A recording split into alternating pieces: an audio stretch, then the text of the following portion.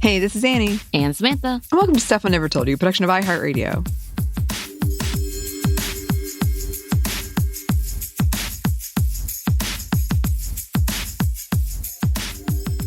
And for today's Feminist Around the World, we are featuring a well-known and much-loved artist, Caitlin Blunnie. We've actually featured her, I think, on our Instagram. If not, I thought about doing it when I was doing the Instagram because she has such amazing stuff. And we here love her work so much. I was perusing through her stickers collection. I'm going to have to buy a few. But Blunnie is an activist and artist currently from the D.C. area who has been outspoken for the rights and advocacy for others. Her art has been used throughout the country and the world as a representation of queer, trans, and reproductive rights, women's rights, disability rights. So all of the things. Like, she is on top of it. And again, she has done so much with all of that. And she's known by her title, Liberal Jane. I think everybody's going to be like, yeah, I know who she is. And her works has been featured on different publications and by different campaigns that, like, I just saw, I believe, women's art activist kind of a site that was featuring and thanking her for her work. Like, she's known. If you're a part of this community, you have seen her artwork, even though you might not know the name or her name personally. I know Liberal Jane. I didn't know her name before the fact, but Caitlin Blunnie, and she's amazing, obviously. She went to school in New York and moved soon after she graduated. And she's talked about growing up in a conservative household and how her own father inspired the name Liberal Jane. So here's a quote from an interview from J. Joan magazine. Quote, "I grew up pretty conservatively, and my dad, who was pretty far right, was upset when I went off to college and was exposed to progressive ideas." Sounds familiar? We would often talk, read, yell over the phone about politics. And one day he just responded to my argument with, "Okay, Liberal Jane." And the name stuck, especially when I got deeper into my activist work.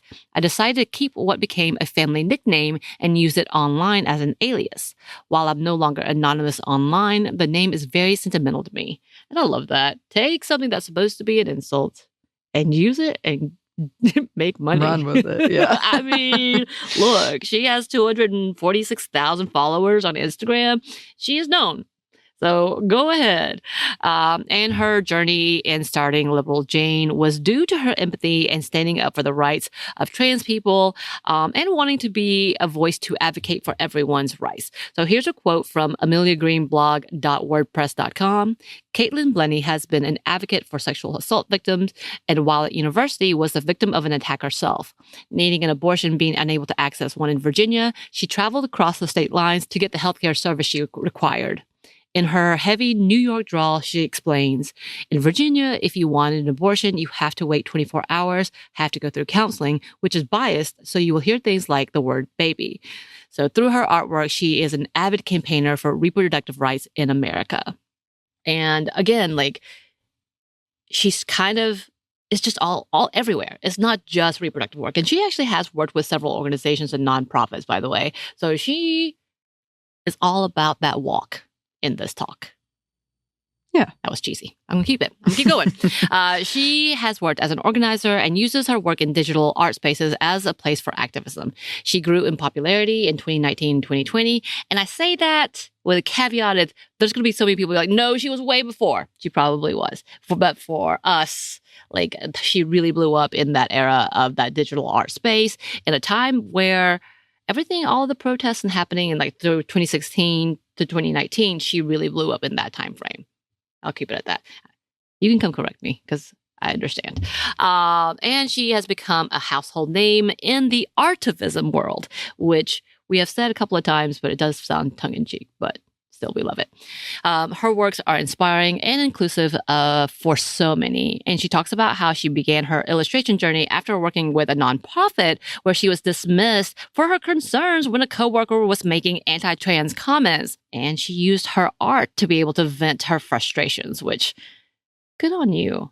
This is better than smacking somebody or yelling at them. I am a violent person, aren't I? Anyway, so in her more recent post on Instagram, you will see her works that highlight the importance and beauty of diversity, calling out for advocacy through her illustrations. My faves include the Support Your Local Library. That's a good one. bodily autonomy is an Appalachian value. There's a possum in one of the arts. You gotta love that. And full stop. And then asexuality is real and valid. Like, she's very inclusive in all of that and is a wonderful part of the queer workspace. Yes, that was a shout out for you, Anney. There you go. We need that kind of sticker. We need that as a poster. And yeah, like I said, she has some wonderful, wonderful stickers. You should go check them out. They're little sparkly, little round badges one. You can go find it at literaljane.com, which you can find out about her work, all the some of the articles that she's been featured in, how to collaborate with her. We should probably get there. I kind of want her to do some artwork for us, but I have a feeling she might be too expensive for iHeart. Probably. Rightly hey, so. good for her. Rightly so, because it is worth that amount, but it is gorgeous. She was also featured on The Nib, which is a publisher of, and this is from their site, quote, political cartoons and nonfiction comics about what is going down in the world. And the story is called Abortion is an Essential Service, where she tells Esmerie's story and her having to access abortion care and why it should be for everyone. I will say a lot of the information that I have gotten is from 2020. Like I said, like, she really blew up at that point in time. I think I discovered her before then. I'll put that out there. Yeah, I can claim that. I knew her before. No, I didn't know. I don't know her at all. I'm just saying I saw her work. Probably. But all of that to say, I haven't gotten too much more information in articles, and I don't know why. I'm very surprised by this. But 2020 was a lot of the frames, and including that story that was published. And again, if you want to go check out The Nib, which is really cool, they have a lot of amazing illustrations and comics, beautifully done, and different artists are featured throughout. So you definitely should check that out. But this was one that I went through and read and loved. Like, it was exactly kind of reminiscent of what we did with our book on when we were telling our stories. But I love all of her art. It is gorgeous. And by the way, just recently I checked out on her LinkedIn that she's working with Women's First Digital to, quote, shine a light on digital censorship of abortion information, which she has to be busy. Like, her artwork, I'm sure she's being inspired by so much. I did see a lot of like new artwork that had to do with immigration issues, again, disability rights, obviously trans issues that are happening because the world is a burning ball of garbage. Anyway, but her artwork is a bright light in all of these things. So you should definitely go check out her stuff. Go look at her up, Liberal Jane, on all the social medias. I found her on TikTok as well, but I don't think she's posted anything since 2024. So I don't know if she's as active on there as she is on Instagram. And I will add this bit too. She did talk about in some of her articles about the fact that Instagram has been kind of causing issues and censorship when it comes to her art and her work, and a lot of people who are left-leaning activism. Like, there's a lot to be said. So it is interesting to see, but she is still doing a lot of great work. So there you go. Go find her stickers. They sound cool. Yeah, they are cool. Yes. Yes. So listeners, go check her out. Let us know if you have any thoughts about this or anyone you would like us to cover or any organization you would like us to cover for this segment. You can email us at hello@stuffInevertoldyou.com. You can find us on Blue Sky at Mama Stuff Podcast or on Instagram and TikTok at Stuff I Never Told You. We're also on YouTube. We have some merchandise you can get at Cotton Bureau. And we have a book, yes, that you can get wherever you get your books. Thanks as always to our super producer, Christina, our executive producer, Maya, and our contributor, Joey. Thank you. And thanks to you for listening.